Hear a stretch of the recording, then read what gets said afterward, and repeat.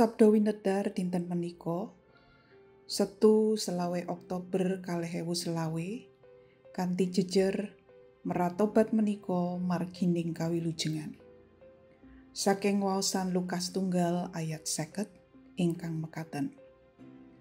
Tuwin rahmate turun tumurun tumrap wong kang wedi asih marang panjenengane. Awan iku tresno mulih sekolah karo besengut. Lah kok jegadul? Apa lambemu dientup tawon? Buminal ndangu anake. Boten Bu, ature Trisno. Ulangan IPS kula angsal awon. Mireng sing mengkono Buminal ngekepi anake karo ngendika. Mula bener piwelinge bapakmu. Yen kowe aja nganti nyepelekake sabarang apa wae. Ora usah kegawa beton. Saiki kowe kudu sinau luwih temen supaya besok bisa oleh kasil sing luwih apik. Minangka bangsa pilihan, bangsa Israel boten ngetingalaken gesang ingkang jumbuh kalian kersaning Allah. Tumindak ingkang mekaten datengaken paukuman saking Gusti Allah ingkang kagambaraken kanthi pasemon mangsa ngerak.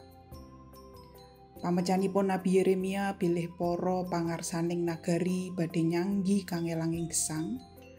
Para kewan alasan badhe ngadepi kawontenan ingkang awrat. Pategalan boten saged dipun garap.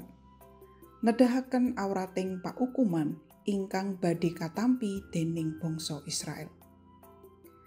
Estunipun Gusti Allah menika welas asih dhateng saben tiyang ingkang sami ajrih asih dhateng panjenenganipun. Sampun wongsal wangsul anggenipun Gusti Allah nedahaken panguwasanipun wonten satengahing umat.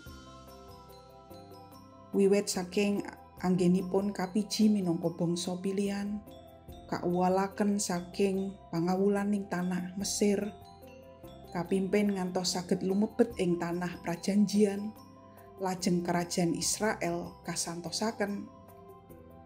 Nanging sedaya menika boten damel bangsa Israel sami lampah setya. Waosaning dinten menika ngengetaken dhateng para kagunganipun Gusti, supados sami mujudaken gesang ingkang jumbuh kalian karsaning Allah. Dene nalika ngrumaosi bilih dirinipun lepat, sampun ngantos namun getun lajeng kendel kemawon. Punapa malih malah lajeng kedelarung ing dosa.